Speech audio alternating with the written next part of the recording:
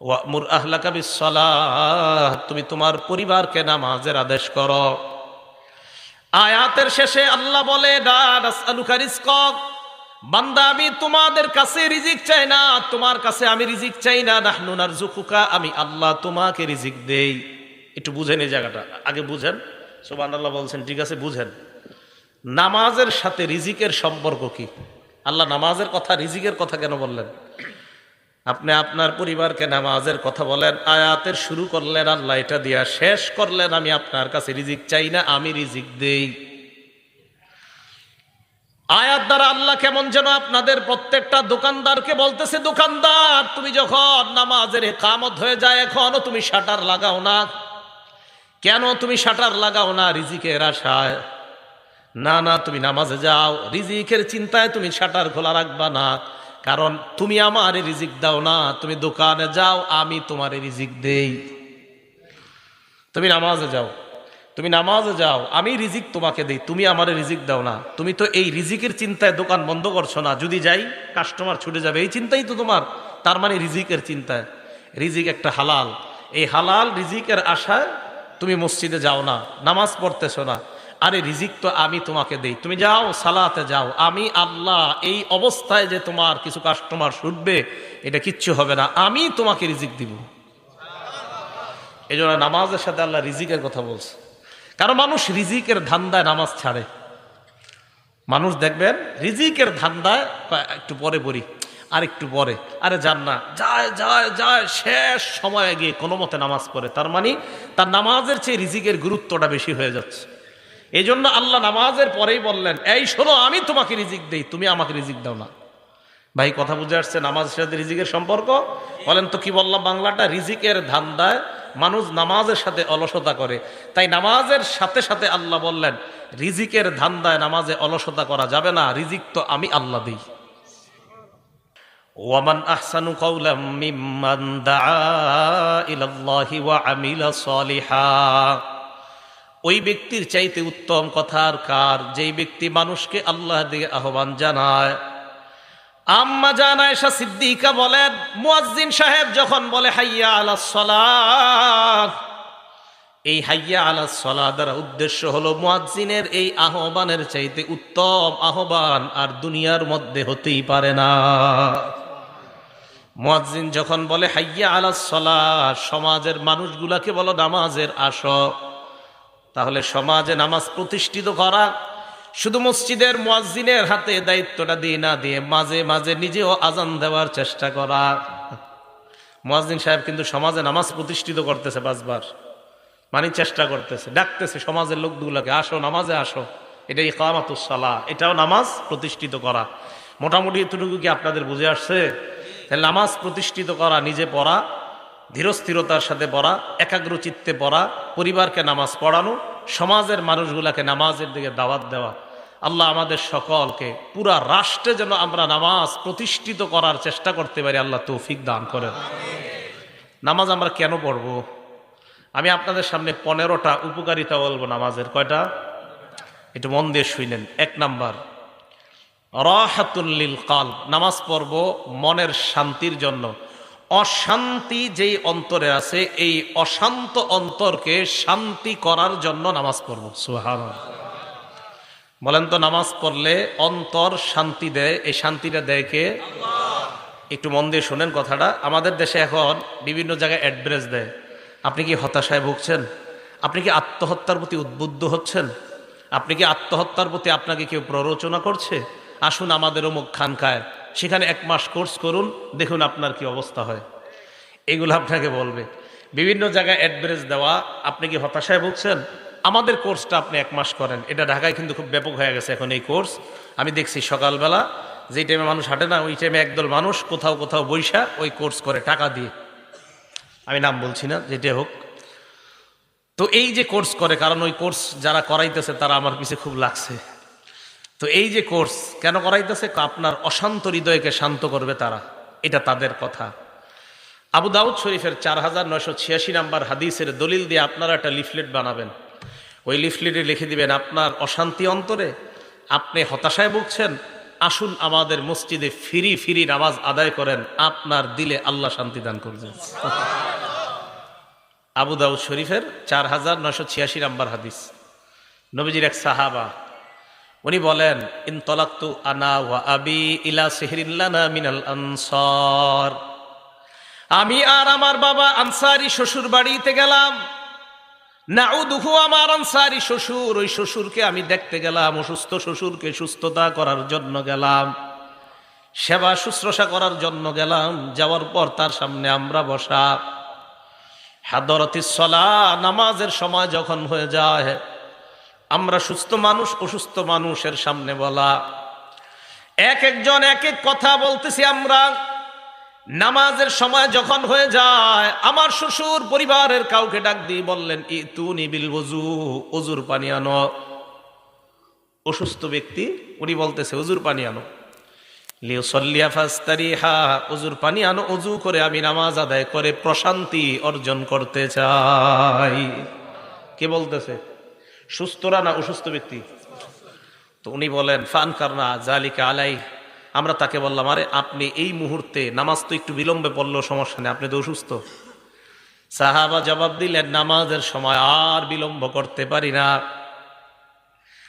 সাহাবা বললেন, আমি আল্লাহ নবীকে বলতে শুনলাম, আল্লাহ নবী হযরতে বেলালকে বলছে, বেলাল কুম, তুমি দাঁড়াও, ফাকিম, আযান দাও, ইকামত দাও, ফারিহনা বিসসালাহ, আযান ইকামতের মাধ্যমে নামাজ দাঁড়ানোর ব্যবস্থা করো, নামাজের মাধ্যমে আমাদেরকে প্রশান্ত হওয়ার ব্যবস্থা করে দাও। নবীজি বললেন, নামাজের মাধ্যমে আমাদেরকে শান্তির ব্যবস্থা করো। বেলাল তুমি আযান দাও, আর আযান দিলে নামাজ পড়বো, নামাজের মাধ্যমে শান্তির ব্যবস্থা করো।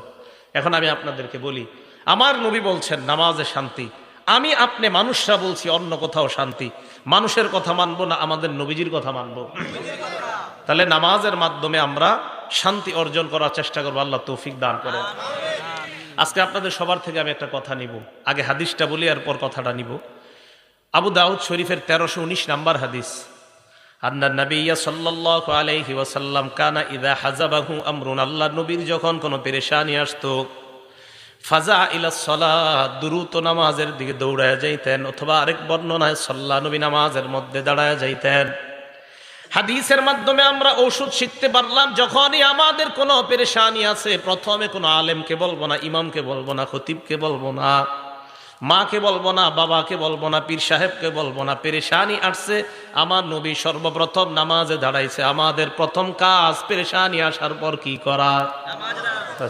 এরপর বলেন নামাজ আগে পড়েন 2 রাকাত নফল, অথবা যত রাকাত পারেন পড়েন, পড়ে আল্লাহরে বলার পর ইমাম সাহেবরে বলেন, খতিব সাহেবরে বলেন, মারে বলেন, বাবারে বলেন, প্রথমে বিষয়টা আল্লাহর সাথে শেয়ার করেন। সুবহানাল্লাহ। এটা আমাদের নবীজি আমাদেরকে শিখিয়ে দিয়েছেন। আমাদের নবীজি কোনো পেরেশানিতে পড়ছে তো সর্বপ্রথম নামাজ পড়ছে। আমি আপনাদের সবার কাছে জানতে চাই, বলেন আমাদের যেই কোনো পেরেশানি, ব্যবসায়ী পেরেশানি, মেয়েটা বিয়ে দিচ্ছে দেরি হচ্ছে, এই পেরেশানি, যেই কোনো পেরেশানি, বলেন সর্বপ্রথম আমরা কি করব? নামাজ পড়ব। আল্লাহ আমাদেরকে তৌফিক দান করেন। এ হলো 1 নাম্বার, নামাজ শান্তি। 2 নাম্বার, নামাজের উপকারিতা। নামাজ হলো আলো, নূর। কোন কালো মানুষ যদি নামাজ পড়ে, আল্লাহ তাকে আলোকিত বানায় দেয়। আবার বলছি, কোন কালো মানুষ যদি নামাজ পড়ে, আল্লাহ তাকে আলোকিত বানায় দেয়। সুন্দর মানুষ নামাজ পড়লে আল্লাহ তারে আরো সুন্দর বানায় দিবে। মুসলিম শরীফের 422 নম্বর হাদিস। ক্বালা রাসূলুল্লাহ সাল্লাল্লাহু আলাইহি ওয়াসাল্লাম, আল্লাহ নবী বলেন, আত-তুহুরু শাত্রুল ঈমান, পবিত্রতা ঈমানের অঙ্গ। ওয়ালহামদুলিল্লাহি তামলাউল মিজান, পড়েন আমার সাথে আলহামদুলিল্লাহ। এই যে আমরা যারা আলহামদুলিল্লাহ পড়লাম, আল্লাহ নবী বলেন তোমাদের প্রত্যেকের জন্য মিজানের পাল্লাটা নেকি দ্বারা পরিপূর্ণ হয়ে যায়। পড়েন তো আবার আলহামদুলিল্লাহ। এটা আমাদের নবীজি বলছেন, তুমি বিশ্বাস করেন, যতবার বলবেন ততবার মিজানের পাল্লা আল্লাহ ভরে দেয়। এরপর নবী বলেন, সুবহানাল্লাহ ওয়ালহামদুলিল্লাহি তামলাআনে মা বাইনাস সামাওয়াতি ওয়াল আরদ। এবার পড়েন সুবহানাল্লাহ আলহামদুলিল্লাহ, মানে দুইটা একসাথে। আগে পড়ছেন শুধু আলহামদুলিল্লাহ, এখন পড়লেন সুবহানাল্লাহ আলহামদুলিল্লাহ। আল্লাহ নবী বলেন, তামলাআনে মা বাইনাস সামাওয়াতি ওয়াল আরদ, আসমান জমিনের মাঝে যেই জায়গাটা, এই জায়গা নেকি দ্বারা পরিপূর্ণ হয়ে যায়। এরপর আল্লাহ নবী বলেন সালাতু নূর, নামাজ হলো আলো। নামাজ এটা কেমন আলো? আল্লাহ বলেন ইয়াউমা তারাল মুমিনিনা ওয়াল মুমিনাতি ইয়াসআ নূরুহুম বাইনা আইদিহিম ওয়া বিআইমানিহিম। কিয়ামতের ময়দানে ঈমানদার নারী পুরুষকে আপনি দেখবেন, তারা যখন কিয়ামতের ময়দানে হাঁটে তাদের সামনে নূর, পিছনে নূর। হারিকেন যেমন ভাবে দেখেন, এই যে লাইট, মাঝখানে একটা আলো অথবা হারিকেন মাঝখানে একটা আলো। কিয়ামতের ময়দানে ঈমানদার নারী পুরুষকে যখন দেখবেন, দেখার পর বুঝতে পারবেন সামনে আলো পিছনে আলো, কমপ্লিট একটা নূরের প্যাকেটের মধ্যে ঈমানদার কিয়ামতের ময়দানে হেঁটে বেড়ায়। তাহলে এই আলো বাড়াইতে হবে কিভাবে? নামাজ। বলেন তো এই আলো বাড়াইতে হবে কিভাবে? নামাজ পড়ব তো নামাজ ইনশাআল্লাহ। আল্লাহ আমাদের সকলকে নামাজের মাধ্যমে আলোকিত জীবন গড়ার তৌফিক দান করেন। একটা কিতাব আছে নাম মুসনাদ আহমদ, হাদিসের কিতাব, 10 নম্বর খণ্ড 83 নম্বর পৃষ্ঠা। নবীজি 5 ওয়াক্ত নামাজের কথা আলোচনা করে বলেন, মান হাফাজ আলাইহা, যারা 5 ওয়াক্ত নামাজ নিয়মিত আদায় করবে। বলেন কয় ওয়াক্ত? ফজর সহ না ফজর ছাড়া? 5 ওয়াক্ত নামাজ যারা নিয়মিত আদায় করবে, 3টা পুরস্কার নবী বলেন। 1 নম্বর কানাত লাহু নূর, এই ব্যক্তি দুনিয়াতেও আলোকিত হবে, কিয়ামতের ময়দানেও আলোকিত। 2 নম্বর বুরহানা, কিয়ামতের ময়দানে আমি আপনি যখন দাঁড়াবো, এই নামাজ আল্লাহর কাছে প্রমাণ হিসাবে উপস্থিত হয়ে যাবে। 3 নম্বর নাজাত ইয়াউমাল কিয়ামা, কিয়ামতের ময়দানে জাহান্নাম থেকে মুক্তির সনদ হিসাবে নামাজ আল্লাহর দরবারে দাঁড়িয়ে যায়। ভাই নামাজ ছাড়েন না, 1 ওয়াক্ত নামাজ ছাড়বেন না। আজকে আমাদের মাহফিল শোনার খুব আগ্রহ, কিন্তু নামাজ পড়ার এই পরিমাণ আগ্রহ আমাদের নাই।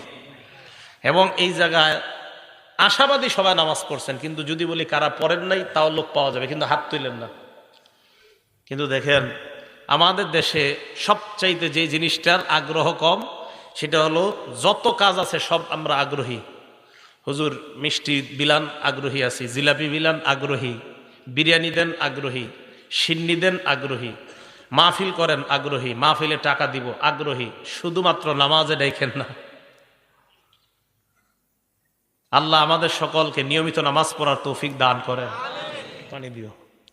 তাহলে যে ব্যক্তি নামাজ আদায় করবে, ওই ব্যক্তির জন্য নামাজ জাহান্নাম থেকে মুক্তির সনদ হয়ে যাবে। আল্লাহ আমাদের সকলকে নামাজ পড়ার তৌফিক দান করেন। 3 নম্বর নামাজের উপকারিতা, এই কথাটা ভালোভাবে শোনেন। হাদিসের কিতাবের নাম সহিহুল জামে, হাদিস নাম্বার 2573 নম্বর হাদিস। ক্বালা রাসূলুল্লাহ সাল্লাল্লাহু আলাইহি ওয়াসাল্লাম, আল্লাহ নবী বলেন, আউয়ালু মা ইউহাসাবু বিহিল আবদু ইয়াউমাল কিয়ামাতিস সালাহ, কিয়ামতের ময়দানে সর্বপ্রথম আপনার ইবাদতের মধ্যে নামাজের হিসাব হবে। আল্লাহ নবী বলেন, ফাইন সলাহাত, নামাজ যদি আপনার সঠিক হয়, সলাহা সাইরু আমালি, অন্যান্য আমলগুলা সঠিক। আবার বলছি, ওয়া ইন ফাসাদাত, নামাজ যদি আপনার অশুদ্ধ হয়ে যায়, ফাসাদাত সাইরু আমালিহি, আপনার অন্যান্য আমল সব অশুদ্ধ বলে বিবেচিত হবে। কিয়ামতের ময়দানে আপনার সর্বপ্রথম হিসাব হবে নামাজের। ইবাদতের ক্ষেত্রে আপনার নামাজ যদি শুদ্ধ হয়, অন্যান্যগুলা একটু ভুল টুল থাকলেও আল্লাহ শুদ্ধ করে দিবেন। কিন্তু আপনার যদি নামাজই অশুদ্ধ হয়ে যায় কিয়ামতের মাঠে, না বান্দা নামাজ পড়তো না, দাবি করতো আমি নবীরে মহব্বত করি, 300 বার দুরূদ পড়ে ডেলি, কয়বার? দুরূদ শরীফ পড়া ভালো না খারাপ? ভালো, কিন্তু নামাজ পড়ে না। উনি বলে যে আমি, আমার ভিতরে নবীর প্রেম আছে, কিন্তু নামাজ পড়ে না। তো এই লোক কিয়ামতের ময়দানে সর্বপ্রথম নামাজের হিসাব হবে। নামাজ যদি শুদ্ধ হয়, তার সব শুদ্ধ। আল্লাহ আমাদেরকে প্রতিনিয়ত 5 ওয়াক্ত নামাজ পড়ার তৌফিক দান করেন। নামাজ পড়বে নিয়মিত 5 ওয়াক্ত, আল্লাহ নিজ জিম্মায় তাকে জান্নাতে প্রবেশ করাবেন। দলিল আবু দাউদ শরীফ কিতাবের নাম, হাদিস নাম্বার 1420 নম্বর হাদিস। ক্বালা রাসূলুল্লাহ সাল্লাল্লাহু আলাইহি ওয়াসাল্লাম, আল্লাহ নবী বলেন, খামসু সালাওয়াত কাতাবাহুন্নাল্লাহু আলাল ইবাদ, 5 ওয়াক্ত নামাজ বান্দাদের উপর আল্লাহ ফরজ করেছেন। মান জাআ বিহিন্না, যে ব্যক্তি 5 ওয়াক্ত নামাজ নিয়মিত আদায় করবে, লাম ইউদাইয়্যি মিনহুন্না শাইআ, 1 ওয়াক্ত নামাজও নষ্ট করবে না। ইস্তিগফাফান বিহাক্কিহিন্না, নামাজের প্রতি অবহেলা অবজ্ঞা করে 1 ওয়াক্ত নামাজও নষ্ট করবে না। অবহেলা অবজ্ঞা কাকে বলা হয় ভালো করে শুনেন। আপনার বিবি আপনাকে বলল যাও নামাজে যাও, আপনি বললেন বারবার তুমি পেট পেট কইরো না, এত বেডের করবা না, বিবি আপনারে নামাজ যাইতে কয়, আপনি কোন থামো তো। এই যে থামো তো বললেন মানে অবজ্ঞা অবহেলা নামাজ। কোন আলেম আপনাকে নামাজের দাওয়াত দিল, আপনি বললেন আরে যান এত লেকচার দিয়েন না, জানতো মানে অবজ্ঞা অবহেলা।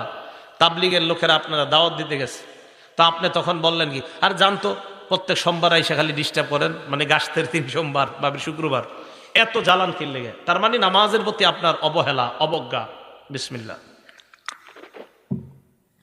আল্লাহুম্মা লাকাল হামদু ওয়া লাকাশ শুকরু। নামাজের প্রতি যদি আপনার অবহেলা থাকে অবজ্ঞা থাকে তাহলে কিন্তু খুব অবস্থা খারাপ হয়ে যাবে। নবীজি বলেন 5 ওয়াক্ত নামাজ যারা আদায় করবে অবহেলা অবজ্ঞা করবে না 1 ওয়াক্ত নামাজের ব্যাপারে। ফজর নামাজের সময় কোনো মুসলমান এই কথা বলবে না থুর এই নামাজটা না হইলে কি হইতো, 4 ওয়াক্ত তো ঠিক আছে, ফজরটা না হইলে কি হইতো, অবহেলা। এমন কেউ বলবে না। 5 ওয়াক্ত নামাজ যারা নিয়মিত আদায় করবে কানা লাহু আহদুন ইনদাল্লাহি আইয়ুদখিলাহুল জান্নাহ, আল্লাহর ওয়াদা 5 ওয়াক্ত নামাজ করে আমার কাছে তুমি আসো, আমি নিজ জিম্মায় তোমাকে জান্নাতের প্রবেশ করায়া দিব। নামাজ নিয়ে কবরে যান, আপনার কবর আলোকিত হবে। নামাজ ছাড়া কবরে যান না, ঝামেলায় পড়বেন। নামাজ ছাড়া কবরে গেলে মাটি 2 পাশ থেকে আপনাকে এমনভাবে চাপ দিবে আপনার এই বুকের হাড্ডিগুলা একটা আরেকটার ভিতরে ঢুকবে। নামাজ ছাড়া কবরে যায় না ভাইও, নামাজ ছাড়া কবরে যায় না। আল্লাহ আমাদের সকলকে 5 ওয়াক্ত নামাজ পড়ার তৌফিক দান করেন। উপকারিতা নাম্বার 5, আমারে আপনারে আল্লাহ সৃষ্টি করছে অস্থিরতা দিয়া, অস্থিরতা। সূরা মাআরিজের 19 থেকে 23 নম্বর আয়াতে আল্লাহ বলেন ইন্নাল ইনসানা খুলিকা হালুআ, মানুষকে সৃষ্টি করা হয়েছে অস্থির করে। মানুষ সৃষ্টিগতভাবে অস্থির, মানুষ জন্মগতভাবে তার মধ্যে অস্থিরতা কাজ করে। আল্লাহ পাক রব্বুল আলামিন বলেন ইযা মাসসাহুশ শাররু জাজুআ, মানুষকে যখন কোনো অকল্যাণ স্পর্শ করে জাজুআ, মানুষ উৎকণ্ঠিত হয়ে পড়ে। খারাপ সময় আসছে আপনার, তখন আপনার কিছুই ভালো লাগে না। ওয়া ইযা মাসসাহুল খায়রু মানুআ, তাকে যদি কোনো কল্যাণ স্পর্শ করে, যদি টাকা পয়সা হয়ে যায়, 5-10 তালা বাড়ি হয়ে যায়, মানুআ, তখন কৃপণ হয়ে যায়, দিতে চায় না। টাকা পয়সা হয়ে গেলে দিতে চায় না। তবে দেখেন 1 অস্থির, 2 উৎকণ্ঠিত, 3 কৃপণ। আল্লাহ বলেন ইল্লাল মুসাল্লিন আল্লাযীনা আলা সালাতিহিম দাঈমুন, যারা নিয়মিত নামাজ আদায় করে তাদের মাঝে এই 3টা স্বভাব থাকবে না। নামাজি যদি টাকাওয়ালা হয়, নামাজি যদি অর্থওয়ালা হয়, নামাজি যদি টাকাওয়ালা কোটি কোটি টাকার মালিক হয়ে যায়, আল্লাহ বলেন তার মধ্যে অস্থিরতা কাজ করবে না, উৎকণ্ঠাভাব কাজ করবে না। যাকাত আদায় করলে কোনো ক্ষতি হওয়ার চিন্তা তার মধ্যে থাকবে না, কারণ সে নিয়মিত নামাজ পড়ে। নামাজ যে ব্যক্তি নিয়মিত পড়বে তার 1 কোটি টাকা যাকাত যদি আসে সে চিন্তা করবে না যাকাত আসছে, আল্লাহ টাকা দিছে, 1 কোটি টাকা যাকাত আসছে, তো কি হয়েছে 1 কোটি আমি দিয়ে দিব। কে যে নিয়মিত নামাজ পড়বে তার মধ্যে এই পেরেশানিও আসবে না। 1 কোটি টাকা এটা নামাজের ভিতরে এটা আসবে না। আরে আমি তো এরকম মানুষ চিনি যিনি 5 কোটি 10 কোটি 1000 কোটি টাকা যাকাত দেয়, এমনও মানুষ আছে, তাদের মধ্যে এটা কাজই করে না। কেন? কেন?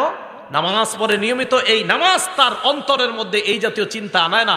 1 কোটি টাকা তুমি যাকাত দিয়ে দিবা, এই চিন্তা তার মাঝে আসে না। কেন? সে জানে যে আল্লাহ আমারে দিছে, যাকাত আসছে, দিয়ে দিব আমি, বাস, এটা টেনশনের কি আছে। তাহলে নামাজি ব্যক্তি অস্থিরতা কাজ করে না তার মধ্যে। আল্লাহ আমাদের সকলকে নিয়মিত নামাজ পড়ার তৌফিক দান করেন। 6 নাম্বার, ইন্নাস সালাতা তানহা আনিল ফাহশাই ওয়াল মুনকার, যেই ব্যক্তি নামাজ নিয়মিত আদায় করে অশ্লীলতা অপছন্দনীয় কাজ থেকে নামাজ তাকে হেফাজত করে নেয়। এটা একটু বুঝেন। এই আয়াত নিয়ে সবার অভিযোগ আছে, বিশেষ করে যুবকদেরও, এলাকার অনেক মুরব্বীদের অভিযোগ আছে। সূরা আনকাবুতের 45 নম্বর আয়াতে আল্লাহ বলছে নিশ্চয়ই নামাজ অশ্লীলতা থেকে মুক্তি দেয়। মানুষের আয়াত নিয়ে অভিযোগ না, মানুষের অভিযোগ নিজেদেরকে নিয়ে, যে হুজুর আপনারা বলেন নামাজ নাকি অশ্লীল কাজ থেকে বাধা